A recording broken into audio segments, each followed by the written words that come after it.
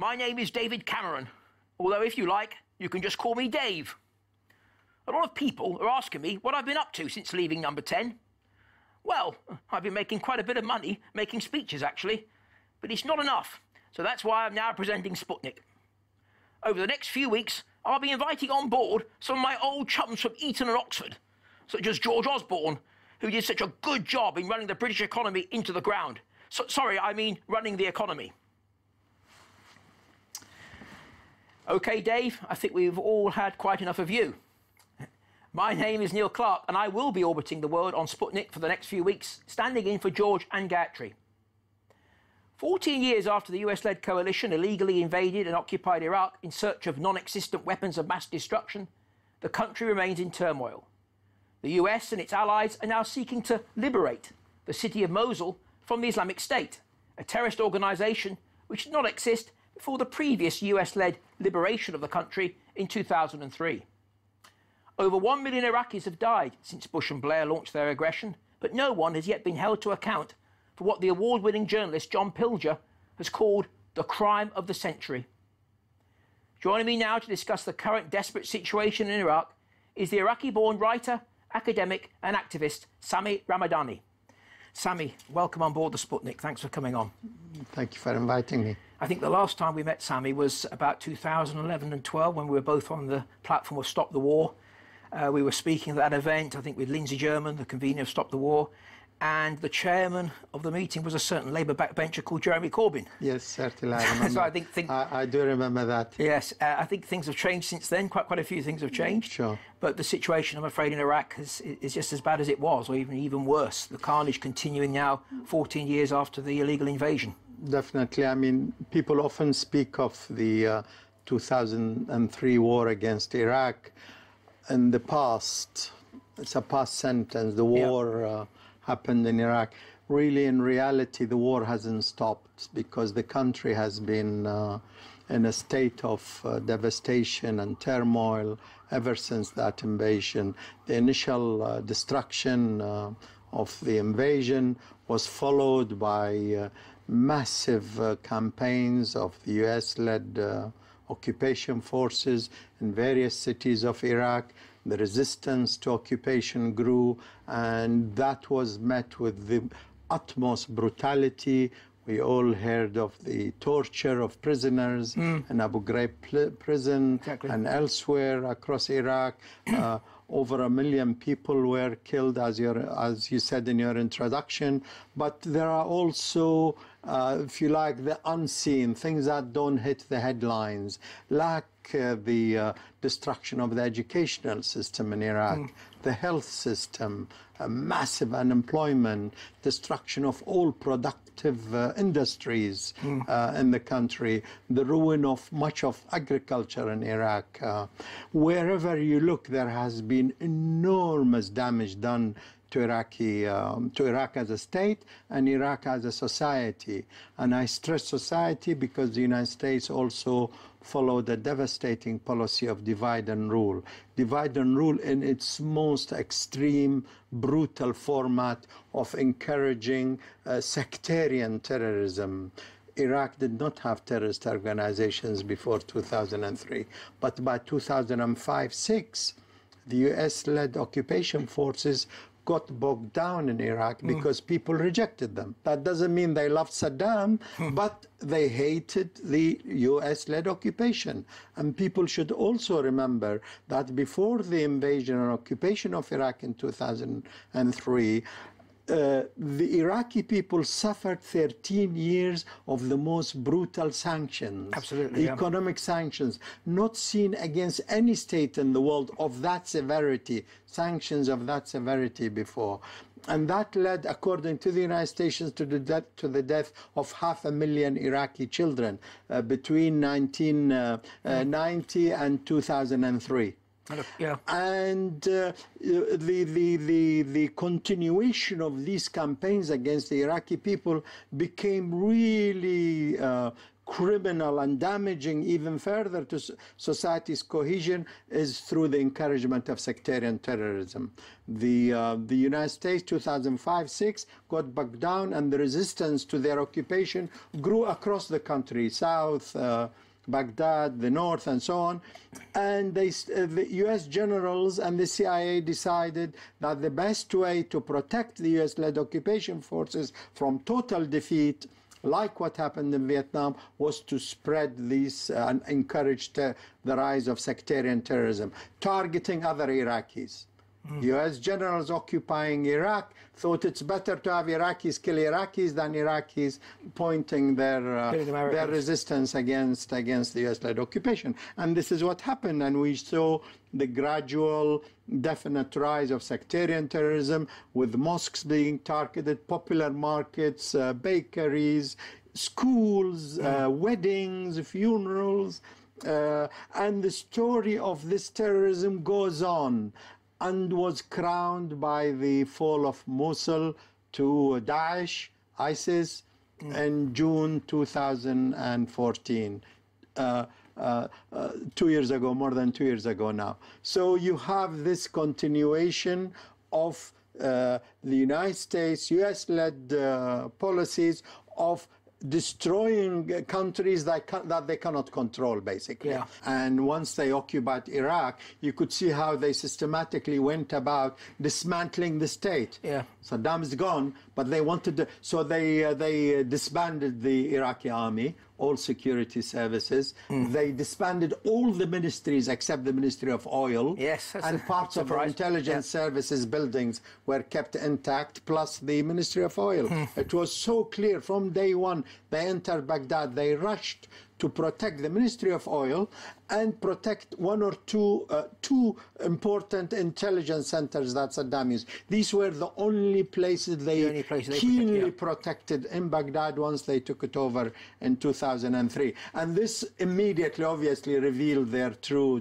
intentions. It was to control Iraq, control its oil, and also because these are countries they cannot control. Whoever is ruling, a country that they cannot totally dominate seems to pose a danger to them, in the sense that that country is not compliant, number one, totally at least not compliant. And secondly, this country might go into other alliances, which they don't like. Yes. And these two, especially in a strategic region like the Middle East. And now, Sami, we've got the US, which has been bombing Iraq since the 1990s, is now bombing again to liberate Mosul from Daesh IS, a group which would not be in existence without the previous liberation of Iraq in 2003. So the violence just continues and continues. Yes. And, you know, what solution can there be? What positivity can we see at all from this? Is there going to be any end in sight for the nightmare of the Iraqi people? Well, defeating ISIS is important. ISIS and these other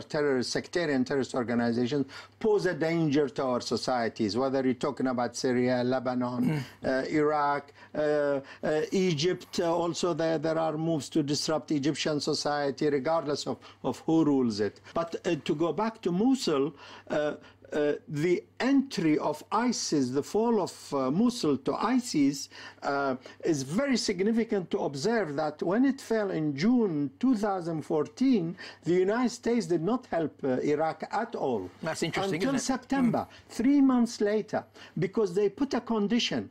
They said, we'll come and help you if you remove your prime minister, if you bring in a new prime minister, Maliki. I'm no supporter of Maliki.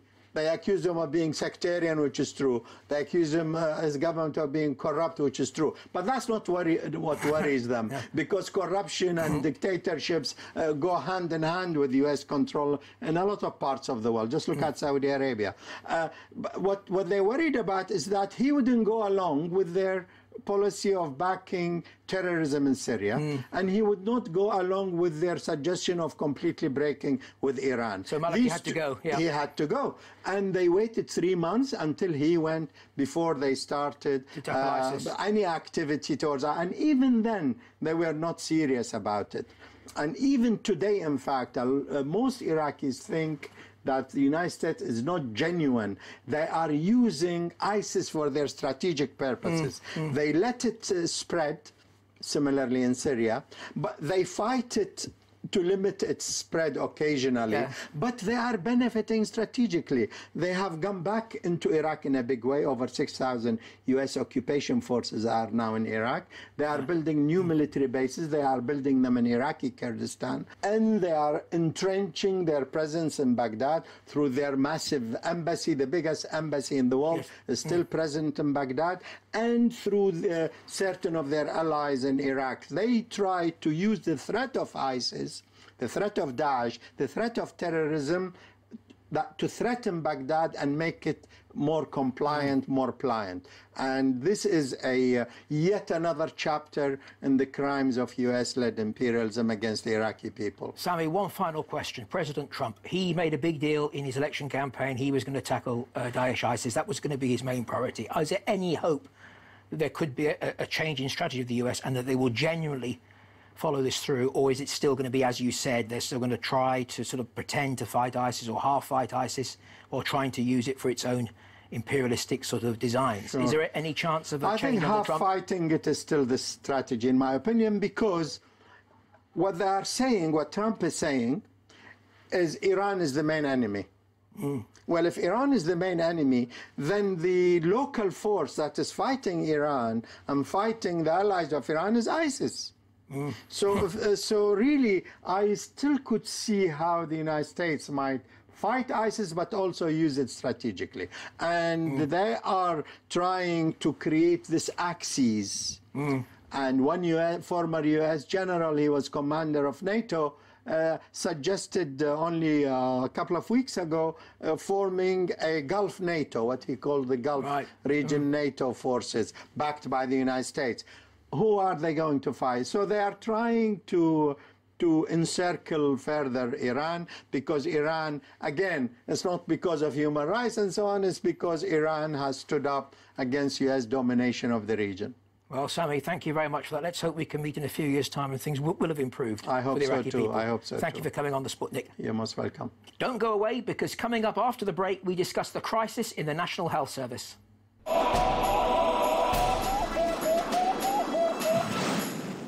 Welcome back to Sputnik, orbiting the world with me, Neil Clarke, standing in for George and Gatry. The NHS is the most enduring achievement of the first post-war Labour government of Clement Attlee. But now our health service faces arguably the most serious crisis in its 70-year existence. Forced to make $22 billion worth of savings by the government by the year 2020, the head of NHS England, Simon Stevens, recently announced that waiting times for so-called non-urgent operations would rise, meaning misery for 3.7 million people. Stevens says that due to the combination of an ageing population and the rise in demand for services, the NHS simply must make choices about its priorities. But with all the wealth there is in the country, should we be rationing our healthcare? Joining me now to discuss these issues is Dr. Bob Gill, a family GP from Kent and the producer of The Great NHS Heist, a crowdfunded film about the dismantling of the NHS. Dr. Gill, welcome on board the Sputnik.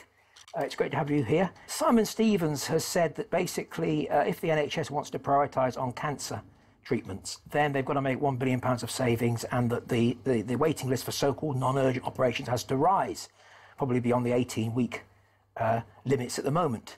But is that really fair? I mean, surely the crisis is that we're not getting enough money in the NHS in the first place, and this $22 billion the NHS has got to save inevitably means that waiting lists would rise anyway. And in fact, already I read that the waiting list for non-urgent operations is at its highest for 7 years. Well, Neil, what people have to realise is we are entering the end stages of a 30-year-long privatisation plan. And what Simon Stevens is outlining is to create longer waiting lists and to use that as a driver for the insurance industry. Because what is happening behind the scenes is the NHS has gone from a public service, which has been largely publicly provided and funded through taxation, to a system based on the American model, which is run by the insurance industry, driven for profit, not based on patient care, but your ability to afford insurance. And in order to drive that market, you have to create waiting lists. Because waiting lists were relatively low, weren't they, back in 2010, but they've shot up now. the government's Health and Social Care Act of 2012, which basically denationalised the NHS, didn't it? How has that impacted on this? Well, the 2012 Act, which you mentioned, did several things. It removed the duty of the Secretary of State to provide comprehensive universal healthcare, effectively abolishing the NHS. And what we've seen since 2010, under the cover of the austerity agenda, is a deliberate defunding of the NHS. So the settlement for the NHS, which was historically around 4% growth per year, has shrunk to less than 1% per year.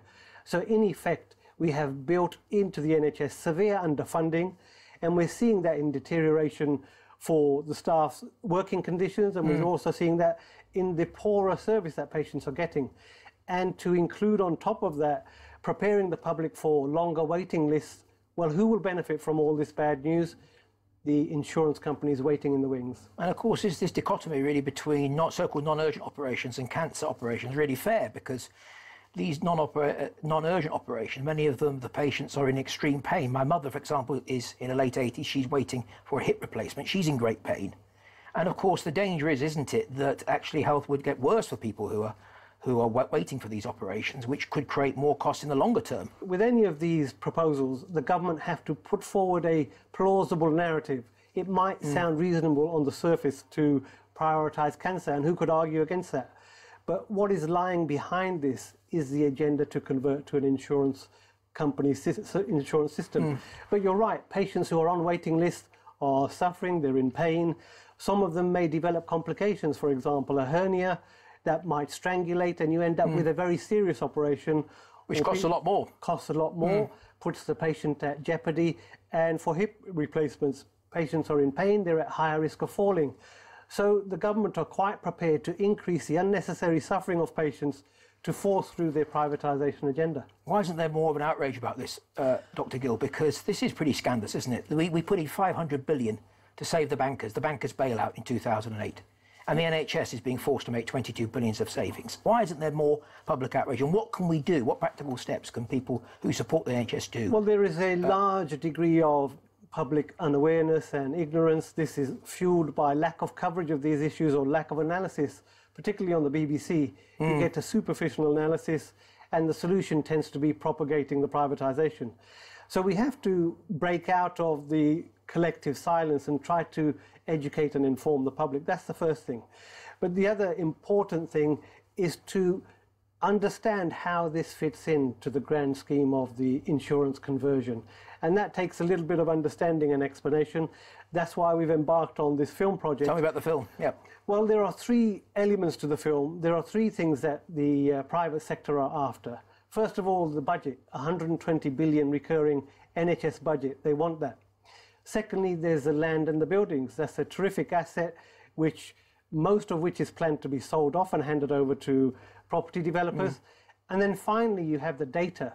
NHS data is comprehensive, 50 plus million people within NHS England. This is a treasure trove of data to companies like Google and other companies who are waiting in the wings to get their hands on it. In fact, the Royal Free Hospital in London have done a deal with a company owned by Google, DeepMind, which they have handed over 1.2 million patient records. Now, largely, I didn't realise this is unknown of.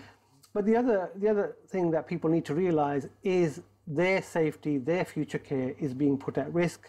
In the meantime, effectively, the healthcare providers like doctors and nurses are being gagged by a culture of bullying and intimidation if they raise concerns. And one case that I wish to highlight, if I can, is that of Dr. Chris Day, who raised concerns about understaffing in his hospital. He raised this with a body called Health Education England, which looks after the training and appointment of doctors. And later he found that his training number, which is crucial to progressing your career, was removed. False allegations were made against him, and he's been fighting a 2-year-long legal battle through which it turns out a loophole in employment law excludes whistleblowing protection for all 54,000 junior doctors in the country, and the government have refused to close this loophole. The public aren't really aware of this, are they? Because the BBC, as you say, the coverage is very superficial, isn't it? You have a NHS story every 6 weeks or so, and normally, as you said, it's pushing a sort of pro-privatisation agenda quite often. Well, and what they're also doing is painting Simon Stevens as some innocent intermediary. But in fact, if you look at his past history, he was the chief executive of United Health Global, which is one of America's biggest insurance companies, and he's heading up NHS England. This really should ring alarm bells. Reminds me a bit of the 1980s and British Rail, the way that the government there willfully underfunded British Rail. They got the public to turn against British Rail in a way, so that they could then come along in the 90s and say, look, British Rail isn't working, the trains aren't working, we've got to privatise. And hopefully the public would think, yes, well, it's got to be an improvement. Is there an element of that here? That's exactly what's happened. We're now in the defunding stage. Then you get to making people angry, and the solution will be presented. Well, the only way to save this is top up insurance. So that's why you've got this waiting list announcement that they will increase. You will also have the restriction of services, such as restricting care for people who are overweight or who are smokers or who drink alcohol. So you have this narrative of the undeserving sick.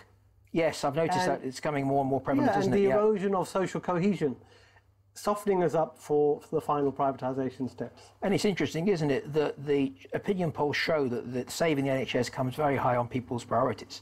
Yet when we get to general elections or even by-elections, it seems people vote for parties or candidates that actually haven't got a good record on the NHS. How can we make sure that the NHS, which is probably the biggest issue that affects all of us, we're all going to need it, we all do need it, how can we make sure that stays at the top of the agenda?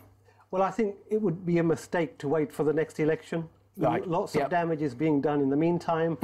We need to put pressure on the political representatives to actually act in the public's interest. Unfortunately, Labour, Liberal Democrat and the Tories have actually colluded with this plan up to date.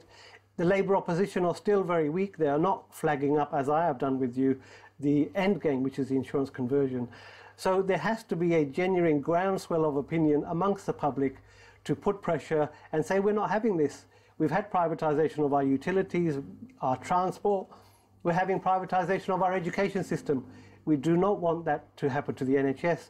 We're going to end up with an insurance system which is concerned with generating profit at the expense of providing patient care, and that's not somewhere we want to go. And it's interesting, isn't it? You talk about Labour, but there's savings that began under Labour, didn't they? In 2008-9, wasn't it, when the Labour Party put forward this plan for savings in the NHS, and the Conservatives have actually increased it, hasn't it? They made it worse. Well, Labour fragmented the NHS. Yeah. It set up hospitals as foundation trusts, which are like independent arm's length businesses, and they also brought in this fake insolvency regime in 2009, which could justify the closure of hospitals based on the debts of neighbouring hospitals. But the other thing that Labour did before they left office was commission the QIP report, which was written by the management consultants McKinsey's, and in there it outlined the sale of 2/3 of NHS sites and also a 50% productivity gain within the staff. Now, how do you do that? Either you make them work twice as hard, or you get rid of half of them, or you downskill them. So a cheaper workforce, which would generate more profit. And this was Labour's legacy, I'm afraid. Can the NHS be saved? This is the big question. I mean, it's probably on life support now. It's still doing a great job. You know, hundreds of thousands of doctors and nurses are doing fantastic work every day. Can it be saved? Is there still time, Dr. Gill? There is time to save it. The insurance companies haven't taken it over yet. We need to flag up to the most self-interested amongst us that an insurance will not protect you in your time of need. When you become seriously sick and expensive, they will look for any reason to dump you, and you are left without care. That's how the insurance company works. That's how private healthcare works. So we need to look after each other's interests, because in fact that will be serving our own interests as well. I mean, we have to look at the US, don't we, to see the nightmare of private insurance healthcare over there. Yeah, so still in the US there's about 30 million with no insurance. They have to take the risk of out-of-pocket expenses if they become ill, and it's a major cause of a household bankruptcy in the US. We do not want to go to that system, and in fact there's a lot of pressure growing in the US for coming to a system closer to ours, and we're going in the opposite direction. And the funding question, because is it simply a question of having more money and reversing these savings, or is it also structural changes to end privatisation, to end outsourcing? We need to focus on where the NHS is hemorrhaging money. Private finance initiative is a major financial scandal which needs to be addressed. And also the running of the internal market and this market bureaucracy would save something upwards of 10 billion a year. Wow. So there isn't a reason to increase taxation or pretend that we can't afford it anymore. We're the sixth richest country in the world, aren't we? We are, and Yeah. when the NHS was set up after the war, we were in much worse financial situation than we are now. A very good point. We do not need to increase funding. We need to restore the NHS as a public service to be publicly provided. Well, thank you very much, Dr. Gill, for coming on the Sputnik, and all the very best of luck with your film, The Great NHS I Heist. And people can donate to the crowdfunding page on the website. That's right. Go to gofundme.com, and it's The Great NHS Heist. Well, unfortunately, that's all we have time for on the Sputnik this week. I've been Neil Clarke, standing in for George and Gatry. And, as George would say, it's been marvellous.